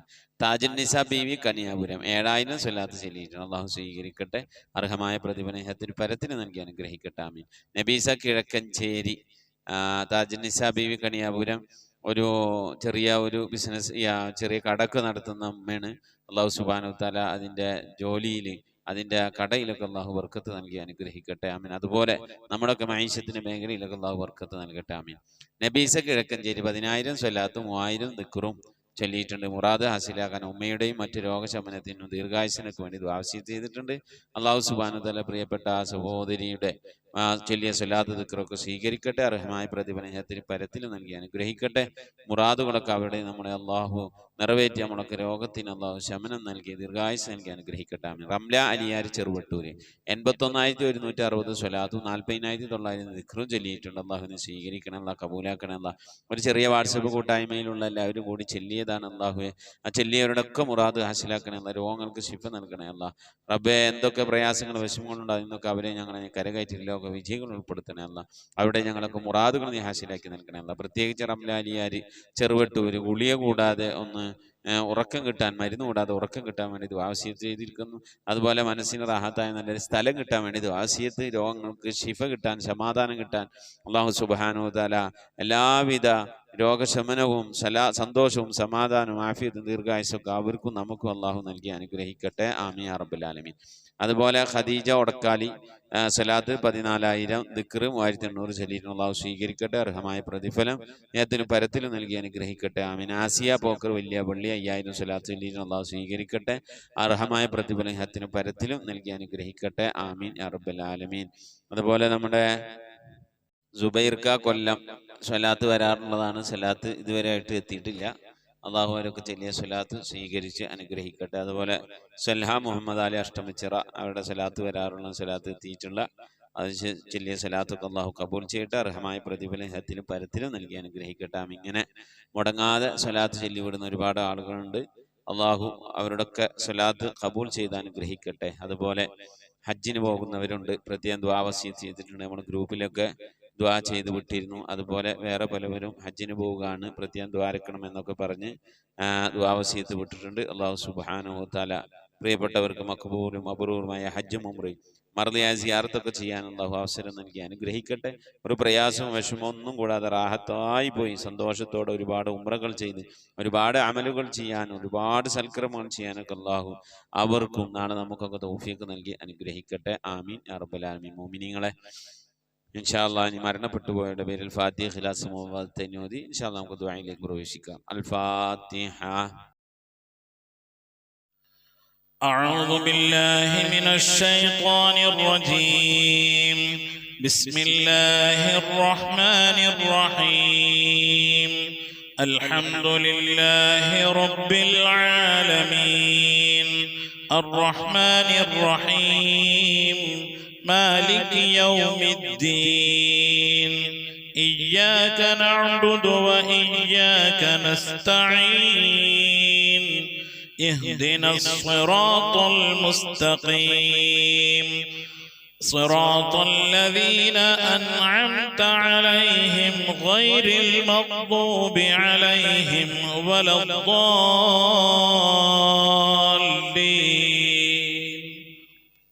آمين. بسم الله الرحمن الرحيم. قل هو الله أحد الله الصمد لم يلد ولم يولد ولم يكن له كفوا أحد. بسم الله الرحمن الرحيم. قل هو الله أحد الله الصمد لم يلد ولم يولد ولم يكن له كفوا أحد. بسم الله الرحمن الرحيم. قل هو الله أحد الله الصمد لم يلد ولم يولد ولم يكن له كفوا أحد. بسم الله الرحمن الرحيم. قل أعوذ برب الفلق من شر ما خلق ومن شر غاسق إذا وقب ومن شر النفاثات في العقد ومن شر حاسد إذا حسد. بسم الله الرحمن الرحيم. قل أعوذ برب الناس ملك الناس إله الناس من شر الوسواس الخناس الذي يوسوس في صدور الناس من الجنة والناس. صدق الله صدق الله صدق الله العلي العظيم. آمين آمين. الحمد لله رب العالمين. اللهم صل على سيدنا محمد وعلى آل سيدنا محمد. اللهم صل على سيدنا محمد الفاتح لما أغلق والخاتم لما سبق ناصر الحق بالحق والهادي إلى صراطك المستقيم وعلى آله حق قدره ومقداره العظيم. لا إله إلا الله الموجود بكل زمان، لا إله إلا الله المعروف بكل إحسان، لا إله إلا الله المعبود بكل مكان، لا إله إلا الله المذكور بكل لسان، لا إله إلا الله كل يوم هو في شأن، لا إله إلا الله الأمان من زوال الإيمان من شر الشيطان ومن ظلم السلطان. يا قديم الإحسان يا غفور يا غفار برحمتك يا أرحم الراحمين. പടച്ചവനെ ലോകരക്ഷിതാവേ അർഹമുറാഹിമായ അല്ലാഹ്, ഞങ്ങൾ ഓതിയതായ പരിശുദ്ധമായ ഖുർആൻ ശരീഫിനെ നീ സ്വീകരിക്കണേ അല്ലാഹ്. റബ്ബേ, ഞങ്ങൾ ചൊല്ലിയതായ സ്വലാത്തുകളെ ദിക്റുകളെ നീ സ്വീകരിക്കണേ അല്ലാഹ്. റഹ്മാനായ റബ്ബേ, ഞങ്ങൾ ഓതിയതായ അസ്മാഉൽ ഹുസ്ന നീ സ്വീകരിക്കണേ അല്ലാഹ്. ഹബീബിന്റെ മദ്ഹ് ചൊല്ലിയത് നീ ഖബൂലാക്കണേ അല്ലാഹ്. ഹബീബിന്റെ മേൽ ഞങ്ങൾ സലാം പറഞ്ഞത് നീ സ്വീകരിക്കണേ അല്ലാഹ്. അല്ലാഹു ഇതൊക്കെ നാളെ ഞങ്ങളെ ഖബറിലേക്ക് ഉപകരിക്കുന്ന സൽക്കർമ്മമാക്കണേ അല്ലാഹ്. റബ്ബേ, വെള്ളിയാഴ്ച ദിവസം റബ്ബേ സുബ്ഹി നമസ്കാരത്തിന് ശേഷം നിന്റെ പരിശുദ്ധമായ കലാമ് നിവർത്തി വെച്ച് ഖുർആൻ ഓതി അൽ-കഹ്ഫ് സൂറത്ത് ഓതി അല്ലാഹുവേ ദിക്ർ ചൊല്ലി സ്വലാത്ത് ചൊല്ലി നിന്റെ ഹബീബിന്റെ മദ്ഹ് പറഞ്ഞ് നിന്റെ ദർബാറിലേക്ക് കരങ്ങൾ ഉയർത്തുന്നു അല്ലാഹ്. നീ ഞങ്ങളെ സ്വീകരിക്കണേ അല്ലാഹ്. സംഭവിച്ചു പോയ സർവ്വാപരാധങ്ങൾ ഞങ്ങൾക്ക് നീ വിട്ടുപുറത്ത് മാപ്പാക്കി തരണേ അല്ലാഹ്. ഞങ്ങളിവിടെ ചൊല്ലിയതിൻ്റെ ഓതിയതിൻ്റെ ഒരുമിച്ച് ഓടിയതിൻ്റെ കമിത്തിന് സവാബിന് ഹബീബായ പ്രവാചകൻ മുത്ത് മുഹമ്മദ് മുസ്തഫ സല്ലല്ലാഹു അലൈഹി വസല്ലം തങ്ങളെ ഹദ്റത്തിലേക്ക് എത്തിക്കണേ അല്ലാഹ്. അവിടുത്തെ ശഫാഅത്ത് ലഭിക്കുന്നവരുടെ കൂട്ടത്തിൽ ഈ ഭാവികളായി ഞങ്ങളെ നീ ഉൾപ്പെടുത്തണേ അല്ലാഹ്. എല്ലാ അമ്പിയാക്കളും മുർസലീങ്ങൾ അവരുടെ അനുചരന്മാരുടെ ഹദ്റത്തിലേക്ക് എത്തിക്കണേ അല്ലാഹ്. അസ്ഹാബുൽ ബദരീങ്ങൾ ഉഹദീങ്ങൾ ഖന്ദഖീങ്ങൾ എല്ലാ സഹാബത്തെ കിറാമിന്റെ ഹദ്റത്തിലേക്ക് എത്തിക്കണേ അല്ലാഹ്. അഹ്ലു ബൈത്തിന്റെ ഹദ്റത്തിലേക്ക് ഉമ്മഹാത്തുൽ മുഅ്മിനീങ്ങളുടെ ഹദ്റത്തിലേക്ക് അയിമ്മത്തുൽ മുജ്തഹിദീങ്ങളുടെ ഹദ്റത്തിലേക്ക് ഖുലഫാഉർ റാഷിദീങ്ങളുടെ ഹദ്റത്തിലേക്ക് അല്ലാഹുവേ എല്ലാ ഔലിയാക്കളുടെ ഹദ്റത്തിലേക്ക് സ്വാലിഹീങ്ങളുടെ സജ്ജനങ്ങളുടെ മശായിഖന്മാരുടെ ഖൈറുൽ അഹ്ലുവാരുടെ ശുഹദാക്കളുടെ സിദ്ദീഖീങ്ങളുടെ ഹദ്റത്തിലേക്ക് എത്തിക്കണേ അല്ലാഹ്. റബ്ബേ, അവർക്കൊക്കെ നിന്റെ അടുക്കലുള്ള പദവികളെ ദറജകളെ സ്ഥാനങ്ങൾ ഉയർത്തി കൊടുക്കണേ അല്ലാഹ്. അവരുടെ ഹക്ക് ജാഹ് ബർക്കത്ത് കൊണ്ട് ഈ സ്വഹാബികളായി ഞങ്ങളെ നീ രക്ഷപ്പെടുത്തണേ അല്ലാ. ദുനിയാവിനും ആഖിറത്തിനും രക്ഷപ്പെടുത്തണേ അല്ലാ. ദുനിയാവിനും ആഖിറത്തിനും സലാമത്തിലാക്കണേ അല്ലാ. റഹ്മാനായ റബ്ബേ, ഞങ്ങളുടെ ദോഷങ്ങളൊക്കെ വിട്ടുപുറത്ത് മാപ്പാക്കി തരണേ അല്ലാ. ഞങ്ങളുടെ ദോഷങ്ങളുടെ കാഠിന്യം കൊണ്ട് ഞങ്ങളെ നീ ശിക്ഷിക്കല്ല അല്ലാ. ഞങ്ങളെ നീ പരീക്ഷിക്കല്ല അല്ലാ. മാരകമായ രോഗങ്ങൾ തന്ന് ഞങ്ങളെ നീ പരീക്ഷിക്കല്ല അല്ലാ. സാമ്പത്തിക മാനസികമായ പ്രയാസങ്ങൾ തന്ന് ഞങ്ങളെ നീ പരീക്ഷിക്കല്ല അല്ലാ. റഹ്മാനായ റബ്ബേ, അല്ലാഹുവേ, ദുനിയാവിൽ ഞങ്ങൾ സംഭവിച്ചു പോയതൊക്കെ നീ വിട്ടുപുറത്ത് മാപ്പാക്കണേ അല്ലാ. അത് നീ ഖബറിലേക്ക് മാറ്റിവെക്കല്ല അല്ലാ. നാളെ മഹ്ശറയിലേക്ക് മാറ്റിവെക്കല്ല അല്ലാ. നാളെ ഹിസാബിൻ്റെ വേളയിലേക്ക് മാറ്റിവെക്കല്ല അല്ലാ. നീ ഞങ്ങൾക്ക് വിട്ടുപുറത്ത് മാപ്പാക്കി തരണേ അല്ലാ. ഒരു മനുഷ്യൻ ഖബറിൽ നിന്ന് രക്ഷപ്പെട്ടാൽ ദുനിയാവിൽ നിന്ന് ആഖിറത്തിലേക്കുള്ള കടമ്പകൾ കടക്കുന്നതിന് ആദ്യത്തെ കടമയാണ്, ആദ്യത്തെ തടസ്സമാർഗമാണ് ഖബർ എന്ന് പറയുന്നത്. ഖബറിൽ നിന്ന് രക്ഷപ്പെട്ടാൽ അവൻ എല്ലാ സ്ഥലത്തു നിന്ന് രക്ഷപ്പെടുമെന്ന. അതുകൊണ്ട് റബ്ബേ, ഞങ്ങളെ ഖബറിൽ നിന്ന് രക്ഷപ്പെടുത്തണേ അല്ലാ. അല്ലാഹു ഞങ്ങളോട് ചൊല്ലിയതിൻ്റെ, ഓതിയതിൻ്റെ, ഒരുമിച്ച് കൂടിയതിൻ്റെ ഒക്കെ മിഥില സവാബിന് ഞങ്ങളുടെ മരണപ്പെട്ടു പോയി ഉമ്മയുടെ ഹദ്റത്തിലേക്ക്, ഉപ്പയുടെ ഹദ്റത്തിലേക്ക്, ഭാര്യയുടെ ഹദ്റത്തിലേക്ക്, ഭർത്താവിൻ്റെ ഹദ്റത്തിലേക്ക്, സന്താനങ്ങളുടെ ഹദ്റത്തിലേക്ക്, പേരമക്കളുടെ ഹദ്റത്തിലേക്ക്, വല്യപ്പമാരുടെ വല്യമ്മമാരുടെ ഹദ്റത്തിലേക്ക്, റഹ്മാനായ റബ്ബേ, സഹോദരന്മാരുടെ ഹദ്റത്തിലേക്ക് ഞങ്ങളുമായി അങ്ങനെ ബന്ധപ്പെട്ട പലവരും മരിച്ചു പോയിരിക്കുന്നു അല്ലാ. ഉമ്മ വഴിക്ക്, ഉപ്പ വഴിക്ക്, കൂട്ടുകുടുംബാദികൾ, ബന്ധുമിത്രാദികൾ പലവരും മരണപ്പെട്ടു പോയിട്ടുണ്ട് അല്ലാ. അവരുടെയൊക്കെ ഹദ്റത്തിലേക്ക് നിന്റെ മിഥില സവാബിനെത്തിക്കണേ അല്ലാ. അവരൊക്കെ ഓർത്തുകൊണ്ട് ഞങ്ങൾ ഈ വെള്ളിയാഴ്ച ദിവസം ഒരുമിച്ച് കൂടി ചൊല്ലിയതിൻ്റെ, ഓതിയതിൻ്റെ ഒക്കെ മിഥില സവാബ് കണ്ടുകൊണ്ട് അവർക്ക് വേണ്ടി ദുആ ചെയ്ത് അവരുടെ ഖബറിലേക്ക് ഹദിയാക്കും. അതിൻ്റെ ഒക്കെ പ്രതിഫലം ഖബറിലേക്ക് എത്തുമ്പോൾ ഈ പ്രതിഫലമൊക്കെ കണ്ടുകൊണ്ട് ആ പ്രിയപ്പെട്ടവർക്ക് സന്തോഷിക്കാനുള്ള തൗഫീഖ് നൽകണേ അല്ലാ. നാളെ ഞങ്ങളുടെ ഖബറിലേക്കുള്ള സന്തോഷമാക്കണേ അല്ലാ. ഞങ്ങളെ ചൊല്ലിയതിന്, ഒരുമിച്ച് കൂട്ടിയതിനൊക്കെ റഹ്മാനായ റബ്ബേ, നിന്റെ മഹദ് കൊണ്ട് അല്ലാ, ഞങ്ങളിൽ നിന്ന് മരണപ്പെട്ടു പോയതിൻ്റെ ഖബർ നീ സന്തോഷത്തിലാക്കി കൊടുക്കണേ അല്ലാ. കണ്ണെത്താ ദൂരത്തേക്ക് ഖബർ നീ വിശാലമാക്കി കൊടുക്കണേ അല്ലാ. എന്തെങ്കിലും വിധ പ്രയാസങ്ങൾ, വിഷമങ്ങൾ ഖബറിൽ അനുഭവിക്കുന്നുവെങ്കിൽ പ്രിയപ്പെട്ടവർക്ക് നീ സലാമത്ത് നൽകണേ അല്ലാ.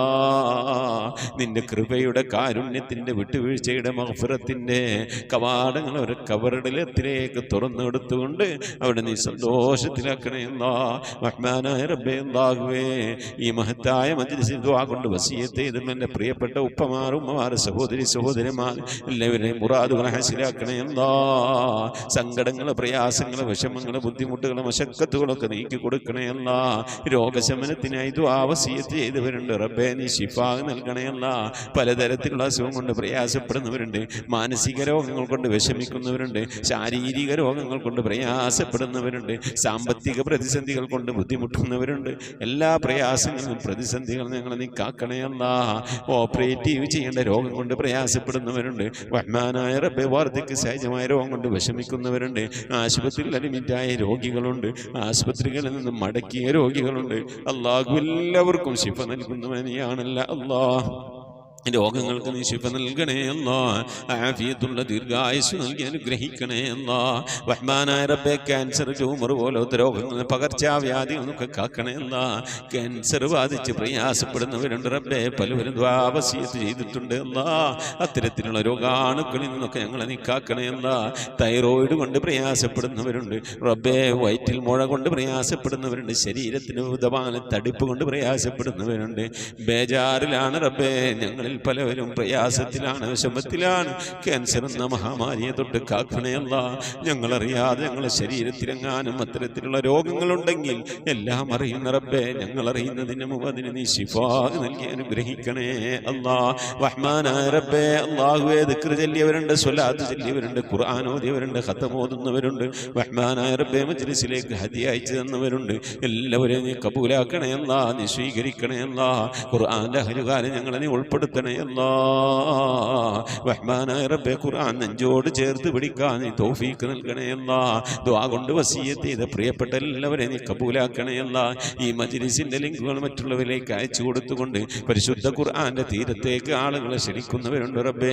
അതുപോലെ ഓരോ ആഴ്ചയും ദിക്റുകൾ ചൊല്ലി, സ്വലാത്തുകൾ ചൊല്ലി എണ്ണി രേഖപ്പെടുത്തി വെച്ചുകൊണ്ട് വെള്ളിയാഴ്ചത്തെ മജ്ലിസിൽ ദുആ ചെയ്യാൻ വേണ്ടി വ്യാഴാഴ്ച ഇശാ ആകുമ്പോഴേക്കും വാട്സപ്പിലൂടെ അയച്ചുകൊണ്ട് ദുആ വസിയത്ത് ചെയ്യുന്ന എൻ്റെ പ്രിയപ്പെട്ട ഉപ്പമാരും ഉമ്മമാർ, വല്യപ്പമാർ, വല്യമ്മമാർ, സഹോദരി സഹോദരന്മാർ എല്ലാവരെയും നീ കബൂലാക്കണേ അല്ലാഹ്. റഹ്മാനായ റബ്ബേ, ദുആ കൊണ്ട് വസിയ്യത്ത് ചെയ്ത എൻ്റെ പ്രിയപ്പെട്ടവർ പലവരും കടം കൊണ്ട് വിഷമിക്കുന്നവരാണ്. നീ സലാമത്ത് നൽകണേ അല്ലാഹ്. മക്കളില്ലാതെ സങ്കടപ്പെടുന്നവരുടെ സ്വാലിഹീങ്ങളായ മക്കളെ നൽകണേ അല്ലാഹ്. മക്കളുടെ വിവാഹം നടക്കാതെ വിഷമിച്ചിരിക്കുന്നവരുടെ ഖൈറായിനകളെ നൽകണേ അല്ലാഹ്.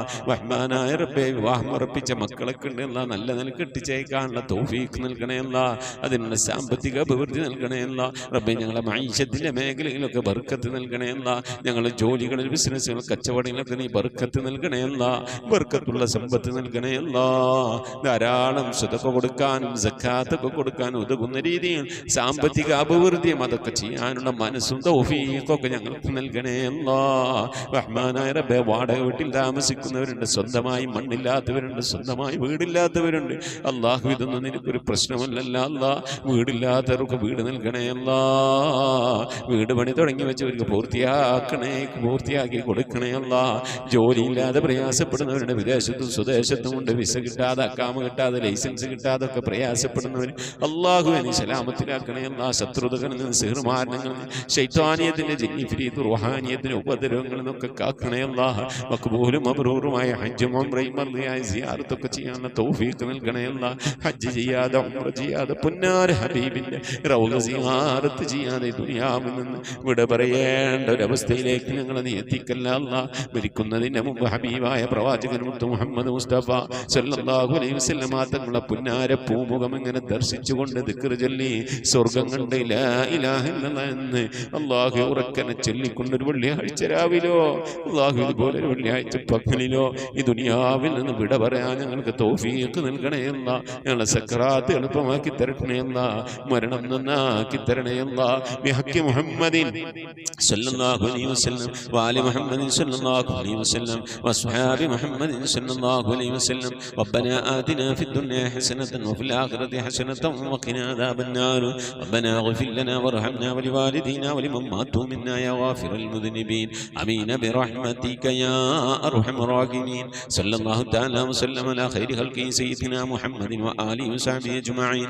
സുബ്ഹാന റബ്ബിക റബ്ബിൽ ഇസ്സതി അമ്മാ യസിഫൂൻ വസലാമുൻ അലൽ മുർസലീൻ വൽഹംദുലില്ലാഹി റബ്ബിൽ ആലമീൻ. ബിഫദ്ലിഹി സല്ലല്ലാഹു അലാ മുഹമ്മദ് സല്ലല്ലാഹു അലൈഹി വസല്ലം. സല്ലല്ലാഹു അലാ മുഹമ്മദ് സല്ലല്ലാഹു അലൈഹി വസല്ലം. അല്ലാഹുമ്മ സ്വല്ലി അലാ മുഹമ്മദ് യാ റബ്ബി സ്വല്ലി അലൈഹി വസല്ലം വസല്ലി അലാ ജമീഇൽ അംബിയാഇൽ മുർസലീന വൽഹംദുലില്ലാഹി റബ്ബിൽ ആലമീൻ. ആമീൻ. തഖബ്ബലല്ലാഹ്. മുഅ്മിനീങ്ങളെ, അടുത്ത വ്യാഴാഴ്ച ആകുമ്പോഴേക്കും പരമാവധി ദിക്ർ സലാത്തുകളൊക്കെ ചൊല്ലി എഴുതി രേഖപ്പെടുത്തി വെക്കണം ഇൻഷാ അല്ലാഹ്. എന്നിട്ട് വ്യാഴാഴ്ച ഇശാ ആകുമ്പോഴേക്കും നമ്മുടെ മജ്‌ലിസിലേക്ക് അയക്കണമെന്ന് ഓർമ്മപ്പെടുത്തുന്നു. നിങ്ങളുടെ വിലയേറിയ ദുആയിൽ ഈ പാവപ്പെട്ട എന്നെയും കുടുംബത്തെ ഉൾപ്പെടുത്തണം. അസ്സലാമു അലൈക്കും വറഹ്മത്തുള്ളാഹി വബറകാതുഹു.